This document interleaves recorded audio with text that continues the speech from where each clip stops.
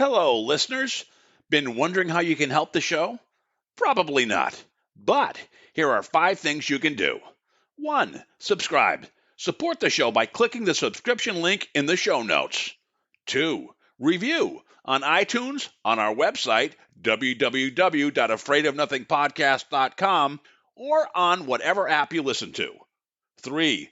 Donate. When you go to our website, click the cute coffee cup icon. Or in the show notes, click the subscription link. 4. Share. Sharing really is caring. Tell your friends and even your enemies to check out the show. 5. Watch.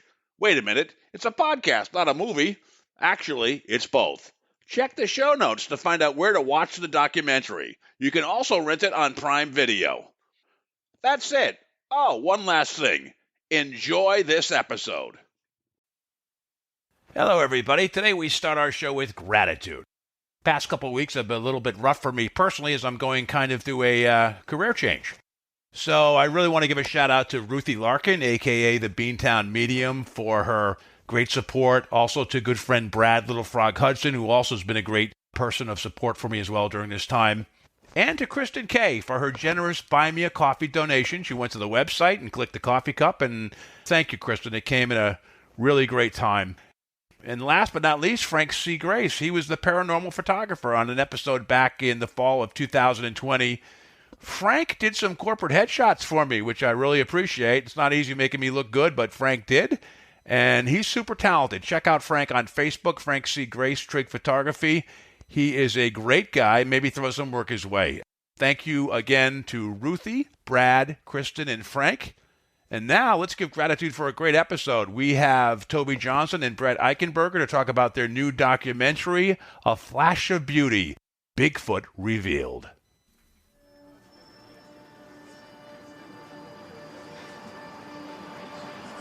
In a world where nothing is known, nothing is certain, reality is not real. Wake up! Be afraid of nothing. I'm Bob Heskey. Robert. The host with the ghost. This is my podcast, based on my paranormal documentary, Afraid of Nothing. Each episode, we talk to people who see life and the afterlife through a different lens. Join me. Who is this large man? And what's he doing in our bedroom? As we lift the veil and open our minds to see beyond our eyes lie. This is Afraid of Nothing.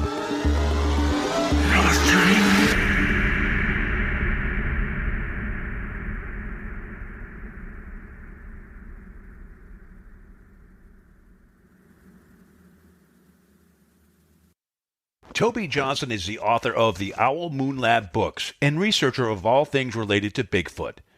With over a decade of research and his own experiences, Tobe has dedicated his work to investigating the relationship of Sasquatch and the paranormal. Tobe is the co-producer of the documentary Flash of Beauty, BIGFOOT Revealed, a groundbreaking 2-part documentary series that focuses on Sasquatch witness testimony. Tobe has come to the conclusion that Sasquatch is not only real, but is far beyond what most would have you to believe. The other half of the team is Brett Eichenberger. Brett is an award-winning filmmaker with over 25 years of experience working in the film and video production industry. Brett's work includes the feature films Light of Mine and Pretty Broken, commercials, short films, music videos, and documentary shorts. Filmmaking has taken Brett around the world, but he feels most at home in the outdoors of the Pacific Northwest. As a native Oregonian, Brett's been intrigued by Bigfoot since his childhood years, and this documentary has given him the opportunity to explore the topic in depth. We are here with 2 fantastic filmmakers, Tobe Johnson and Brett Eichenberger, who made a great new film, a documentary called A Flash of Beauty, BIGFOOT Revealed. Welcome to the show, Tobe and Brett. Thanks for having us, Bob. It's good to be here, Bob. Yeah, it's great. It's great. I know we had a little technical difficulties like these paranormal shows usually do have. I got to tell you, I've watched A Flash of Beauty, BIGFOOT Revealed twice, and it really is a different bite of the apple of a Bigfoot documentary. You get a totally different take on it. And I kind of wanted you to share that with people. So Brett, we'll start with you first. You're the writer-director. So tell us, what does the documentary reveal about Bigfoot? Yeah, so I also want to, first of all, I want to give props to Jill Remensnyder, who was also a co-writer. So the different take that we have here with this documentary is we go into some of the emotional components of a Bigfoot sighting and how that resonates with folks. Some of our documentary is traditional. Our approach is that we want the interviewees to look at the camera so the audience really feels like they're having a conversation, a one-on-one conversation with each other. And that way, we really feel like we're building a trust. We're putting the audience really within arm's reach of these folks so they can really absorb the story, as opposed to, a traditional interview format would be kind of looking off screen right or screen left, and you're kind of almost a witness to the interview. So some of the emotional components that we get into is the lasting, some might call it post-traumatic stress disorder, some might call it an obsession. I mean, there's a lot of different emotional responses that people have to this. But one thing that we do know, one thing we establish in this documentary is that it's life-changing. And obviously that degree changes depending on how long the sighting was, what the sighting consisted of. Was it a aggressive sighting? Was it a sighting that had human-like qualities? And we talk about all those different types of sightings in our film. And we also talk to a psychologist, a Yale-educated psychologist, who really kind of breaks down the components of the brain and how the brain functions during circumstances like this. Yeah, that's great. And before we go to Toby for his take, where did you film this? We filmed it everywhere. So we mostly filmed in the Pacific Northwest. A huge portion of it's in Oregon, my home state, and Tobe's home state. And we filmed a lot of it in Washington. We went as far east as Florida. We went to Oklahoma, Texas. Some of it takes place in Alaska, although we did not travel to Alaska. California, we went to the Sierras. So, I mean, the point, Utah, of course, the climax of the film is in Utah. The most important thing is that there are Bigfoot sightings in 49 of the 50 states. The only state that's never seen a Bigfoot is Hawaii. You said before we got on, you said there was a funny comment that someone had said, I think you asked someone, how come Bigfoot doesn't go to Hawaii? I know it's like a 3-hour flight or whatever, a 10-hour flight or whatever. Yeah. But Yeah, her response, so we asked the psychic. So this is kind of a tease for the second film. There's a psychic local to the Cottage Grove, Oregon area who has relationships with the Bigfoot, the Sasquatch in that area. And we asked a number of questions. And one of the questions out of curiosity, my own curiosity, was, why not Hawaii? And her response was, they just don't like it there. It's not really a heat or humidity thing. It has more to do with the ocean. So that's what she said. Yeah. That's interesting. Hey, Toby. Yeah. So, Toby, you're the co-producer and one of the stars of the film. I mean, going into this, I'm sure because you had a project we'll talk about, your book that you did. We're going to talk about that a little bit later. So you certainly had some experience with this. But after doing this, what, in your perspective, what does the documentary reveal about Bigfoot? Yeah, I mean, regarding the documentary itself here, you're asking me about the overall theme of the documentary. Was that the question? Typically, if someone watches a Bigfoot, like Bigfoot Expedition or a Bigfoot movie, it's like, oh, I heard a sound, or oh, there's a rock. But you guys reveal a lot more than you typically get from a Bigfoot documentary. So, and also what's revealed about Bigfoot is the animals, the creature is a lot different than what some common assumptions are. So what are some of the myths that maybe came out of this about Bigfoot that you think you guys helped dispel? Right. Going back to where Brett in the emotional witness testimony, that's something, as someone who's been looking into this here for 15 years, that is rarely done. If it is done, it's rarely done well. And thanks to cinematographer Mike Ferry and Brett and Jill, they were able to really focus that camera lens in right on the witness and have them relive for the viewer exactly what happened in a way that just drags you in, not through recreation, although there are some beautiful halfway recreations of what happened, but mostly it's like a 60 Minutes interview, one with the camera and the witness. And when you're sitting down with somebody as a witness, oftentimes in a diner like I'm sitting at right now, you're sitting in a back room one-on-one with this person, not so much taking notes, but listening to their story and getting a gauge, body language, getting a gauge of how fresh the story was.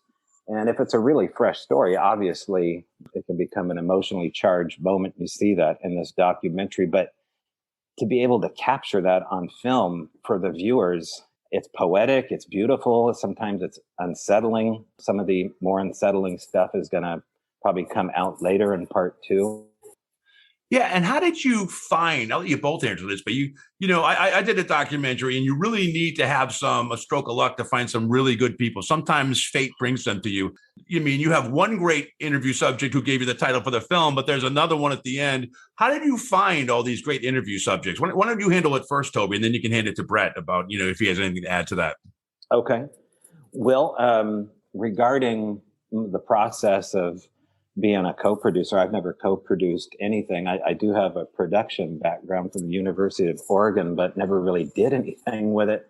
And I was always trying to drum together this community of people that were invested in their private lives to the phenomena of Bigfoot. And sitting around, my studio up on Willamette Street in Eugene, Oregon, I drew up a plan to put people in a little mom and pop diner in the North Cascades once a month where they could sit around and crack wise and have some pizza and beer and tell Bigfoot stories, a crowd of about 15 people. That kind of was the catalyst for meeting these habituators or extended experiencers who have Bigfoot on their property or in their backyard, and they have perpetual sightings. And I started to meet the witnesses that I would become friends with. Now, those are the kind of people that I tried to push Jill and Brett's way. And that's what you see in the film from my angle. Of course, you hear from a lot of people that go on camera. In particular, Peter Byrne, sitting down with him in Pacific City was a huge get for Brett and Jill. So I'll let you take it from there. Yeah. So it was important for us to feature the legends like Ron Moorhead and Peter Byrne, like Tobe had talked about, because these gentlemen have been looking into this phenomenon for 40 to 50 years, Peter Byrne even longer, going back to the Yeti. But it was also important for us to introduce fresh voices into the conversation. And, you mentioned with your documentary, Bob, that fate was a co-producer, it sounds like. And yeah. we can say the same thing, that, there were definitely moments where we thought we were done shooting. And then we met a guy like Daryl Wilson, who ends the film with his extraordinary sighting up in St. Mary's, Alaska.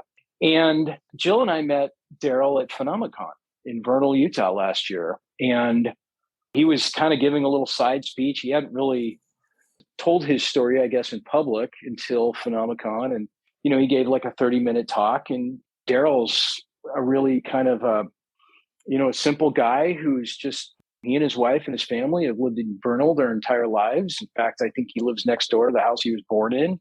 And he had cancer, and he was more or less given a death sentence. Those were his words. He had about 6 weeks, maybe less, to live.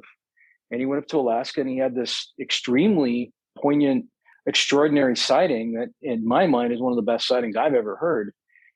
And we sat down with him, and he just came alive on camera. I mean, the passion that this man has for Bigfoot and for uncovering stories of quote unquote normal people in the world that have experienced extraordinary things is second to none. I mean, that's just what he lives for. And my opinion, he found a new role in his life. He had retired by that point, and having that sighting really changed things. So Daryl's but just one example of many new and fresh faces, and some of which are up and coming faces, like Sonia Zohar, who has some wonderful insights about Sasquatch. One thing that I thought, and I wonder if you guys wonder too, so Daryl had a death sentence, terminal cancer, and he survived, and for I don't know how long. Do you think that he talked about how he saw Bigfoot and he yelled? He didn't have a camera or one thing on him at the time, but there is, just a tease later on in the film, his daughter up in a plane with her ex-husband did take some shots of Bigfoot, and every photography of Bigfoot is always controversial, right? But it was definitely, it definitely captured something. But when he saw Bigfoot, it was almost like a love affair or a love letter. Do you think, or did you ever wonder if Bigfoot, maybe helped cure him, or does he believe that at all? Or I personally don't think that Bigfoot, waved his hands or did something to cure Daryl. However, there has been reports of that. I just had a conversation the other day with somebody that was talking to me about that exact thing. The reason why I don't think Bigfoot cured him is because I think that Daryl had such an incredible opportunity that I truly believe that the body has what it needs and what it takes to cure itself. And so, I'm not against the idea of Bigfoot healing him or curing him, not by any stretch. That's just my hunch, is that by him seeing it, he had a whole new purpose, a whole new lease on life. Yeah. And that purpose and that passion gave him the motivation to face every day as a new day. And, and Daryl made some significant changes in his life as far as his health was concerned. But, when he was diagnosed as terminal, he had cancer throughout his entire body. Yeah. So, and my own father died of the same exact cancer, melanoma, and it happened fast. It spread throughout his body very fast. And so when Daryl told me this story, I was especially moved by it because I pictured my own father. And, and he's every single day, like I said, he goes and he talks to people. He's got 600 stories on his little pocket recorders. So it was like a rebirth for him. Yeah. Speaking of interesting interviews, there's another gentleman, the plumber with kind of the braided beard, who actually gave you as a gift the title of Flash of Beauty, which is a very brave choice, but it's beautiful because it works. The way you shot the film is amazing, right? It's just, a Flash of Beauty is almost like a kind of happy coincidence for the cinematographer, because like nature, the whole film is beautiful, not just how you film the people who truly believe, and it's like almost very personal, like looking into their lives, but also the landscape, is great. So you want to talk about, I don't know if Toby, that was you who knew that gentleman, or Brett, but kind of talk about him, because he's one of your other pieces of gold nuggets in this documentary.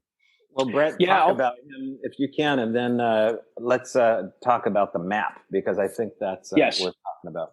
Yeah, the map is a great story. So Stan Avery, great guy. Stan is probably one of my favorite characters in the entire film. And we met Stan at a conference on the Oregon coast, really almost 2 years to the day today, as a matter of fact. And Stan and his wife are just incredible, incredible people. Very well spoken, very charitable people. And they have this little gypsy carriage that they bring with them to different Bigfoot conferences. And he takes out all of his evidence, as you saw in the film. He's got like a 3-ring binder with all this stuff that he keeps in it. And we just scratched the surface of the evidence that Stan keeps and the anecdotes that he keeps with him. So we were lucky enough to find him at this conference, and I was immediately attracted to his characterization, his personality, and asked him and said, "Hey, can we come out to your place and get an interview with you?" And yeah, he was all about it. He was all about it. So I'm glad he's getting some notice. Is he just like a collector or a hoarder of stories, or has he written a book, or is he just kind of collected and you just found him? Yeah, he's just kind of a collector. And I think that, he's just a very easy man to talk to. And so I think when the guy's like under the kitchen sink or fixing the toilet or whatever, and the homeowner or whomever is called him is standing there, they just kind of talk back and forth about daily life, and strange subject matter comes up. And Stan is somebody that's very trustworthy. He was very protective of names. So we thought that was fine. We just want to show the pictures. We don't need to really share names. So yeah, he's just kind of a confidant, like we call him in the film. Yeah. Now, Toby, did you say there was a story about a map or something? Yeah. I think that's an interesting part to segue to, because it gets into the chapter whether or not the government knows about this phenomenon. In the case of Stan, he talks about a map that was, I believe, given to him by the Forest Service. Right. Now, I don't know the specifics on where Stan lives, but I know he's near the coast. And the last time I interviewed anybody on the coastline was near the town of Coos Bay, Oregon. And in short, a map was given to me by a worker out of the BLM that had a sighting near Elkton, Oregon. And after I interviewed him, sat down with his family, his kids, and his wife, and his tiny little house on the coastline, he went through the story and then handed me this beautiful map that he got from the Forestry Service. Now, the interesting thing about this map is that, it has a key code on it. Does it date back, I believe, to the 60s or the 50s? And it goes all the way from, I believe, Gold Beach, Oregon to near Astoria, Oregon. And it's just that the Oregon coastline color map that kind of the Forestry Service would use. And so he had no use for it. I think he was just impressed that I was impressed with his story. And so I walked out of the door with this map. It wasn't more than 3 or 4 days that I get a phone call from his son, who left a voicemail back when you could leave voicemails on boxes. And it said, my dad's getting ready to retire. I know that he gave you that map, but he's been blabbing at work about being taken seriously finally. And he needs that map back or they're going to fire him. So that's the kind of stuff that happens when you get involved with this. You get caught in between the delicate nature of the witness, their family, their work, the ridicule factor. And it's an emotional process for them. They don't quite know where, these are gray areas that you have to work within. And what would the map have revealed? What were they worried about? Would it show places where Bigfoots are, or what was the concern about it, Well, I didn't ask. I never contacted him again. I just videotaped it real quick and then stuck it in a FedEx box. But I assume, just based upon what's happened since then, is that there's sensitive nature that the park rangers, that the Forestry Service, that the DOD, that the Bureau of Land Management, there's some other organizations out here too that are interested in it.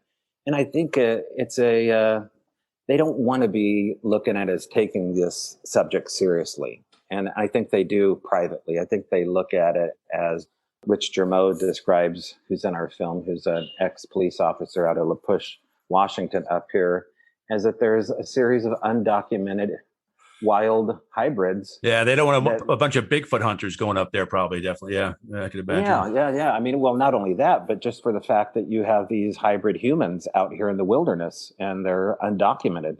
Yeah, wow. Now, I have a question for both of you, which I found kind of interesting. Bigfoot's kind of an anomaly, right? It's big, hairy, and smelly, but beautiful. It's physically imposing, yet elusive and multidimensional. It's human-like, but Bigfoot is more psychically advanced, while humans may be more technologically advanced. What are your thoughts about kind of the similarities and differences with Bigfoot and humans? Wow, that's a great question.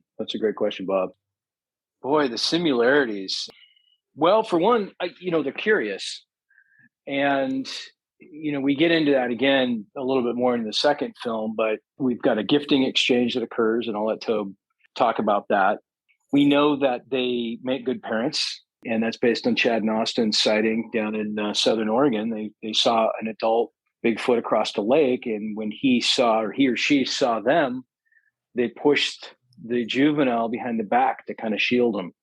There's other stories that Mel Scahan tells of following, footprints in the snow and seeing 2 sets of prints.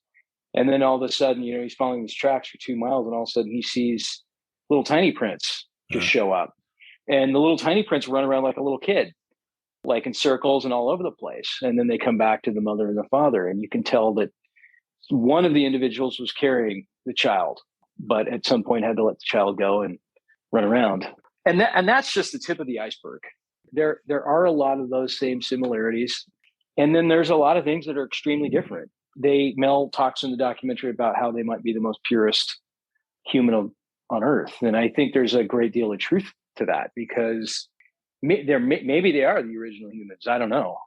But they're living off the earth. They're living a pure way. Some people have told me that they don't want anything to do with us. In fact, a native from Alaska told us that they don't want to have anything to do with us because we're not grounded to the earth. We rebuke nature for the most part and want to live in our luxury houses and live in this comfortable world. So they have that kind of disdain for us. So I know Tobe has got plenty more to add to that.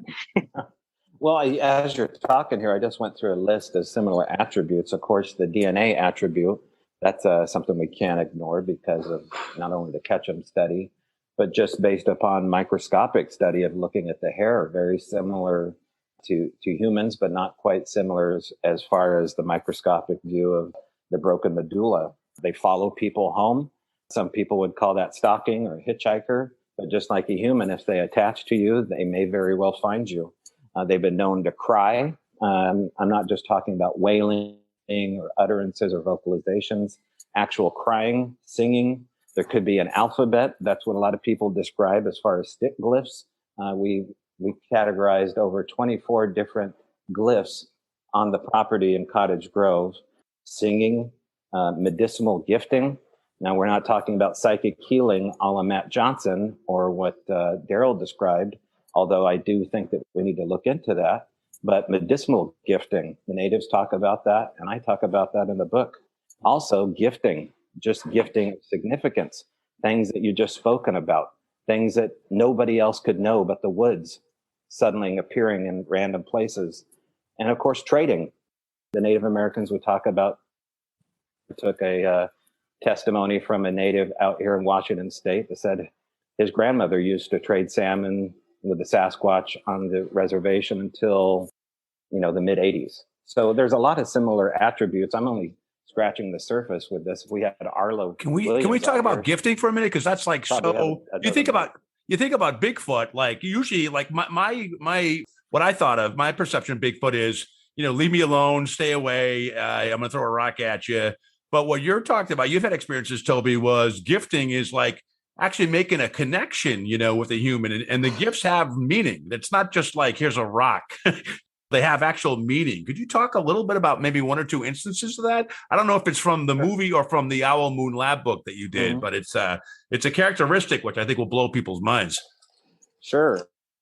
Starts off small as incidental little tiny pebbles or rocks or stones, and those can be placed any number of spots on or near a property. However, if they're coming to your house, a la the extended experiencers of the Owl Moon Lab and Daryl Adams and his wife Cindy, what we're talking about is little tiny shiny agates, mainly carnelian stones from the river above their house. And they would be placed on the hood of the car. They'd be placed on the canopy of my trailer and the bed of the pickup truck. And then as what we noticed as time went on, these gifts not only got larger in nature, that means incrementally by a couple inches, also seemed to reflect things that we had just spoken about. Those are gifts of significance. One of the things I chronicle is the fact that I was having cell phone issues, and I mentioned as such to Daryl, not even when I was really on the property, although I probably did talk about it. And within a couple of days, underneath the oar of my boat that was parked at his house was a muddy cell phone. Oh. Now, that would have been just a one-off. However, the day that I put up Christmas lights on my camper, there was an antique Christmas ball that was placed under the oar of my boat. And I got goosebumps even mentioning that right now. So those kind of things, it's just very difficult to look past. Brett, did you have anything to add to that, or want me to go to the next question? No, again, I think what Tobe is talking about is very significant, because the other thing to keep in mind too is where this is taking place is out in the middle of nowhere. So this isn't some neighborhood kid that's pranking Daryl. And even if it was, you're talking about 4 or 5 pranks. And this went on for what, Tobe, a year and a half, 2 years? As far as I know, it's still going on. Although we haven't kept tabs on the new owners, we know that the wilderness in and around here, like so many cases of the people in the documentary, this is a very common occurrence. And, the people that invest into traditional science and the apers, we call them, that look at this as a relic hominid, they rarely approach on this. However, it's such an attribute of Bigfoot behavior. Mm-hmm. My perception of Bigfoot is most people have to go hunting. They have to go out into the deep Pacific forest to hunt for Bigfoot deep into the woods where no one is, right? But you talk about backyard Bigfoot that actually comes, as you just mentioned, to residents, homes or outside, and often visits and is often ignored, which I thought was interesting. Just to relate a story here real quick, Brett, I don't know if you watched Les Stroud's Survivor Man Bigfoot, but there came a time on Bluff Creek, he was rained out. And it was him and another cameraman. He couldn't get the fire started. He's recording the rain. Bluff Creek can be a little bit of an issue as far as weather is concerned. And on film as they're trying to get this fire started. Here you have Survivor Man who can't start a fire. All of a sudden, one of the trees just tips over and all this fresh bundle of pitchy wood is exposed for him to make a fire. Now, could that have been the rain? Could that have been the wind? Yeah, of course. But before that, the tree was making sounds, getting a little bit woo for people, but maybe there's some kind of symbol going on with the trees in general in Bigfoot. But Les Stroud, of course, is leaning into the more non-traditional answers of what's really going on with this mystery. There are 2 documentaries. The first one, which you have out now, focuses on the experiencer accounts, and kind of the credibility on that and the earnestness of that, and also shares some really great end of documentary, unique stuff you won't find anywhere else. But your second one that you're working on, Flash of Beauty, Bigfoot Paranormal, I'm guessing because it's not out yet, goes into the quantum science behind Bigfoot. Could you talk about how this evolved? I guess I'll start with you first, Brett, and then go to Tobe. Yeah. So I kind of look at the first film as the first date, maybe the first and second dates. And the second film, we're moving in together. Really start getting to know each other here. The second film won't be without controversy because of the nature of the subject matter. And there are people out there that really, truly believe that Bigfoot is flesh and blood. And there are people out there that have seen paranormal activities occur with Bigfoot, or they've had mind speak, or, these people on either side number in the tens of thousands, if not the hundreds of thousands. And what's important to us is the data. And if we decide that Bigfoot's not paranormal and we keep hearing these reports that we can't explain, then we're skewing the data if we don't report it. So that's why we're making the second one. That's one reason why we're making the second one. The other reason is because we just couldn't fit it into one movie.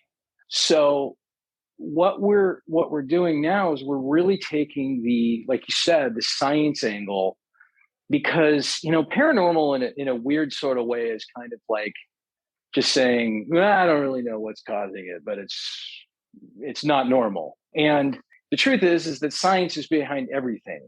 It is behind everything. We just don't have the capability or the understanding, at least us commoners, to explain it or to understand it. And so it freaks us out, and we put it in this category of witchcraft or devil worship or whatever. It's no different than it was hundreds of years ago when women were being burned at the stake, or Copernicus and the sun revolving around the earth. So what we want to do is there's some cutting edge science that's coming out now that talks about particles and spooky action and molecules, and it starts getting complex really fast.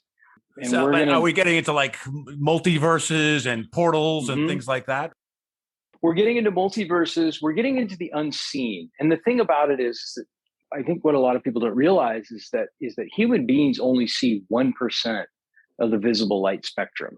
We are blind to 99% of the universe. And it gets deeper when you start getting into matter and dark matter and all of these different things that play throughout our daily lives. Some of it we just, we know it. We're familiar with it. A TV signal, a radio signal, a remote control. Those are light waves that we can't see with our naked eye. The question is does this being have the ability to manipulate its molecules itself in order to transcend between dimensions? Science is saying right now that we know that there are, I think, 11 different dimensions. Humans live in 3 of those dimensions. Some scientists say that those other dimensions are within a fingertip away. Multiverses, different parallel universes, infinite number of parallel universes, where there's a podcast going on right now that I'm the host of, and you two guys are the guests. Oh. It just gets it's not going to be as good a movie, Brett. It's not going to be as good a movie. No, come on, Brett. Better signal, but less content. So we want to get into all this stuff. This is really fascinating stuff. And we think that this is going to be a very important film even outside of Bigfoot, because it's going to help explain ghosts, UFOs to a certain extent. And granted, we're not going to be able to answer all of this stuff. That's not, we know better than that, but we want to try and start cracking the code and get. Well, at least you're putting it out there. Most people don't have the balls to put it out there, so it's like, and we were talking, Toby's the typical filmmaker. He's out in a cafe getting a latte or something somewhere, and so he was like in a hot spot. So we're having some technical issues. But when Toby came back on, while you're away, Toby, Brett and I were talking about, we both know Michelle Freed, who's was on my show recently. She's a remote viewer, and there's another remote viewer named Lori Lampert Williams. So they have talked about their encounters with Bigfoot, where they've been given targets and they're like, oh my God. It's like, first I think it's like a really big woman, and they think it can't be, it's too big. And then is it a basketball player? Is it this? And then they go, oh my God, it's Bigfoot. So have you ever talked to remote viewers, either of you, about their Bigfoot interactions? And because that kind of plays right into the paranormal side, the second documentary. Me and my girlfriend took a class for about 2 months before the pandemic with Michelle Freed and did some private remote viewing. So as far as the accuracy of remote viewing, I watched some of that play out. So I can vouch for her. I think it's the Butterfly Effect. Is that her website? Yeah, the Butterfly Effect Center, I think .com. Yeah. So I'm all about it. And when you get into like the double blind slit study that says observation changes the double slit, yeah, that experiment. It's funny, in my documentary about the paranormal, I had a guy who wrote a book as a quantum mechanics angle to it as well. And it just kind of, it's weird. And the guy at the end, I had interviews with everybody, and he had this real kind of spiritual experience. So all the other people that had these experiences, there's kind of this melding of the minds of all different people where the paranormal and science is really aligning up. Yes. Yeah, definitely. Well, and I watched your trailer too, Bob, and you do touch on some of the same stuff that we're going to be touching on. One of the people that you interviewed talks about biocentrism. He talks about, I go into a deep dive on the double slit experiment in that. So if you ever get a chance to watch it, so it kind of shows where observation, it's not, think of like reality as all these doors, but until you observe it, that's the door you go through. And all the other ones are in your peripheral that you don't see, So, so there's a lot of that involved, which is great. That was a whole book on biocentrism. Bob Berman wrote that with a guy named Robert Lanza. The whole question was, and then I'll get off of this, is the whole universe and the world. I mean, everybody thinks about, a Big Bang, but they don't talk about what happened before the Big Bang, and then all these stupid happy accidents happen and boom, a baby has consciousness, but everything had to happen just right. So really the way quantum mechanics is going is it's really the observer that impacts what reality is versus the other way around versus just being a passive observer. So it's very interesting. Maybe that has something to do with the cameras as far as our ability to record them, because audio equipment seems to have a different outcome. Anytime your motivation is to go in, and these things are totally your intent. Of course, a lot of people don't know that, but they're totally in tune to your intent. Before you even get out of your car and go into the woods, maybe this has something to do with observation with our eyes and the camera, because there seems to be a permission slip involved with versus audio recording. Yeah, you're right. Audio has something you don't even see afterwards. You have these voices, these EVPs that you weren't there before. It's crazy. So, so I really looking forward to the is that documentary in the can, or are you guys still messing with it? I would imagine it's going to be a pretty tough one to edit. Yeah, that's I'm not looking forward to the editing process. We do have a 5-hour cut of it, something like that right now. And we will be shooting some more stuff this summer and probably into the fall. We've got some pretty significant folks that we have lined up to talk to. So we are right in the thick of it. I'd say it's... Well, Brett, you could make a third movie. You could do the second one's, A Flash of Beauty, Bigfoot Paranormal. The third one could be A Flash of Beauty, Bigfoot Quantum, or something like that. Who knows? Yeah. No, and you know what? We might end up doing that. We might have just sitting Ron Moorhead down and following his book, Quantum Bigfoot. That's a possibility too. I mean, a lot of what we're talking about in the second one, Ron has spoken about already on camera. We've got that interview done already. So that is a distinct possibility because this is a big, big story. We're going to get back to A Flash of Beauty, but there's actually, Toby, something you did is before making the documentary, you released an interactive book called The Owl Moon Lab, a paranormal experiment, Bigfoot Chronicles. So I know we touched on that briefly, but just so you can give the audience a little bit of a background about that. And in this, you talk about the language of Bigfoot that you captured, which is really kind of interesting. Right. Well, I mean, it's the origin story of why I got involved with this, and it walks you through those first 12 years or so from the mid 2000s till about 2018, where I meet this guy, Daryl Adams, who's a retiree, moves into the little sleepy town of Cottage Grove, Oregon, near Cottage Grove Lake, where we found some tracks back in 2012. Daryl had heard about those tracks through Ron Moorhead and got a hold of me through Facebook, and away we went. What I never really expected was just how prevalent the phenomena is in and out that area. It was a nonstop plethora of forensic evidence, anecdotal evidence, eyewitness testimony. It started off with these knee impressions above his house, and those knee impressions came back as anomalous as far as the hair that was poking out of them, came back with plus or minus 1,500 pounds of pressure to make them. And they had all the attributes of a human-like knee, but just way out of proportion. And once we cast the entire right and left knee and brought those down to his farmhouse, things just went straight down the rabbit hole. And it developed into at least 3 sightings from that area. We talked to at least 4 or 5 neighbors in and around the homestead that had eyewitness testimony of what they called a blue-eyed bear, 2 legs.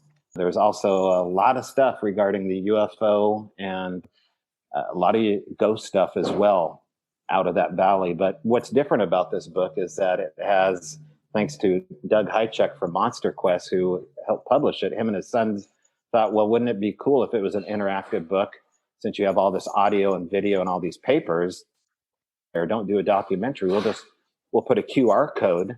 And so as you're reading the chapter, you just scan your phone and you go to that exact moment where the audio is there. And it's not just audio. I mean, I put it on a waveform so you can actually see through spectrogram what these sounds look like. It's a wild ride. Yeah. So after you rent the movie Flash of Beauty, Bigfoot Revealed, go on Amazon and get the Owl Moon Lab book, because that's kind of the precursor. I have to give you props, because if I'm correct, this is like a Skinwalker Ranch for Bigfoot, and you're in a trailer outside the house, right?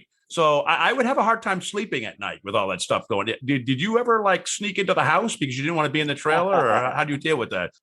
Yeah, I was pushing the envelope. In fact, I made, my girlfriend nervous. I made the property owners nervous, but I was not getting harmed. This was the behavior of teenage boys going through like a frat ritual.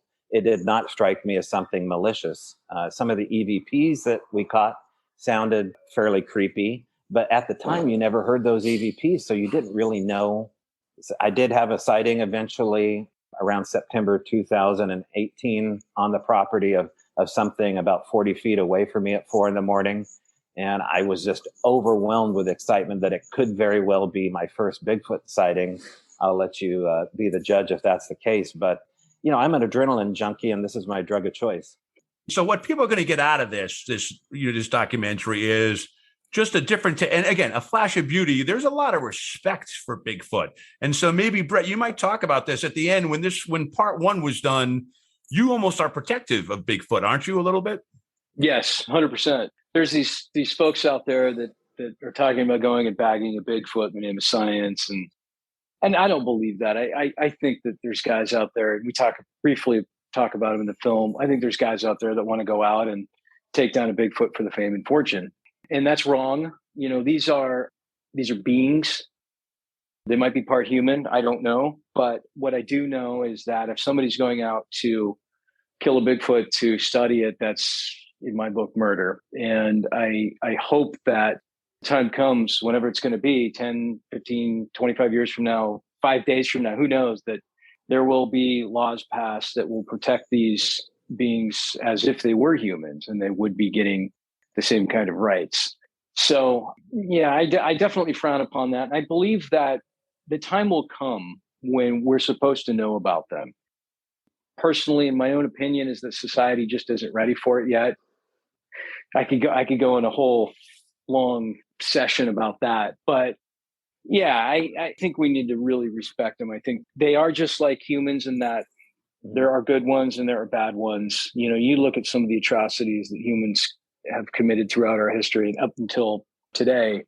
Yeah, sure. There's Bigfoots that are probably out there hunting humans and doing that kind of stuff. But it feels to me like through my research that the majority of them just want to be left alone. They just want to just live out their lives and in the wilderness. And they want like what everybody else wants. They want happiness. They want peace. So what's your thought about missing 411, David Paulides? He never says anything about it, but it's kind of the elephant in the room or the Bigfoot in the room that they might be the cause of the missing people. Do you guys have a thought on that? Tobe? Well, I mean, David Paulides was a Bigfoot researcher, started the Hoopa Project. He has an interesting background, of course, with law enforcement. You know, I sat down with David. I never brought up his background related to missing 411. However, with that said, given everything you just heard from Brett, there's some interesting things that you go find out when you're in the location of a missing person, and it's also a Bigfoot hotspot. There's been a couple occasions of just extreme high strangeness happening to friends of mine, myself, in these areas where people go missing and are never found again, or if they're found, it's a very strange sight. Oftentimes with shoes left behind, left foot, right foot, shoelaces tied. Backpacks are not opened as though they've tried to rescue themselves. Very interesting stuff related to that. So I don't know. I've never been able to nail David down, but maybe Brett, you're the man for the job. Yeah, initially we wanted to talk to David going into this documentary, and that just became difficult from a timeline perspective. I do think that there is something there.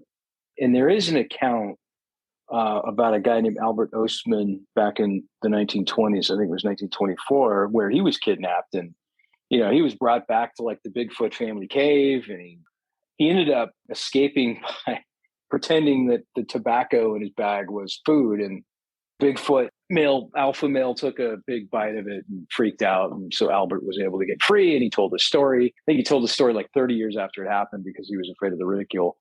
But they didn't like fillet him and serve him up at dinner or anything else. So I don't know. I mean, there's other stories. There's native stories about females being captured and taken. They've had to rescue them. Somebody called into Coast to Coast the other night when we were on it. They told a story similar to that about how these natives tracked this Bigfoot for 3 weeks from Alaska all the way down to British Columbia. So there's definitely got to be something there. But with that being said, there are also lots of reports from very credible people seeing portals open, seeing different creatures. This is a whole different show, but seeing different creatures, Dogman being the most famous one, other than Bigfoot. So the question is if you're out in the woods by yourself and you see a portal open, do you walk through it? So yeah, there's a lot of strangeness going on out there, and I don't think it's all Bigfoot. Before we wrap, one curiosity question I have. If Bigfoot is nocturnal, why are there so many daytime sightings? Is like stuff wake him up or something? And he gets like, he's like, I don't know. Do you know why there are like, there's even like at the end of your film, there's a daytime sighting, which is caught on film, on photography. Any thoughts on that? You want that one, Brett? Yeah. I've got a few thoughts on that. They're humans that work the night shift, the graveyard shift. It's probably no different with Bigfoot. I think that, from what I understand, is that nighttime is the time they hunt. I believe it was Arla Williams that told me that they'll do 40 to 50 miles in a night from their, base camp, if you will.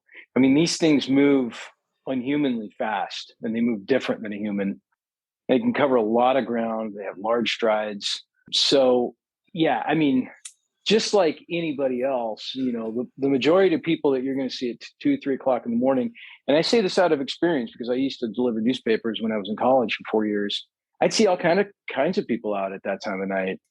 So I would suggest that it's the same thing with Bigfoot. That you're going to have some times in the day when they're going to come out. They've got business to take care of, so on and so forth. All right, well, this has been excellent, guys. Let's just wrap by saying where they can watch the film and when the next film is going to come out, and Toby, where they can get your book. So you can see the film on Amazon.com, iTunes, Google Play, the Microsoft Store, Vudu, and you can rent it on YouTube and you can rent it on Vimeo. And the second movie is going to be coming out ASAP, but that probably won't be until the first half of 2023.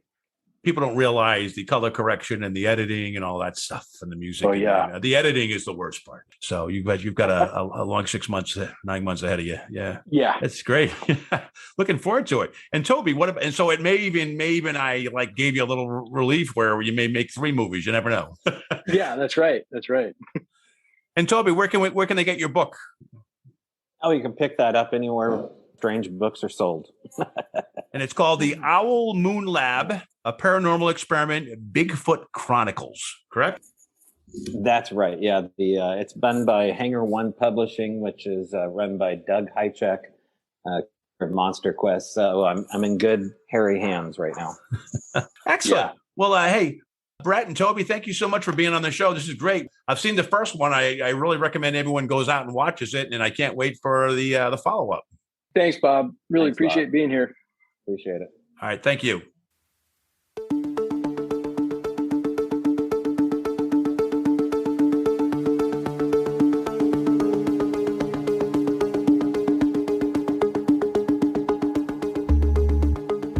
You've been listening to the Afraid of Nothing podcast.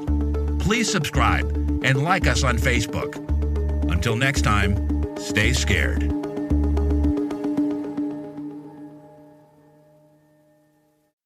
Hey, you're still here? Great. Then why not listen to another episode? Visit afraidofnothingpodcast.com to peruse all the shows. That's afraidofnothingpodcast.com. And while you're there, click the coffee cup icon to buy me a coffee and leave a review. I'll give you a shout out in an upcoming episode. And the world will know how swell you are.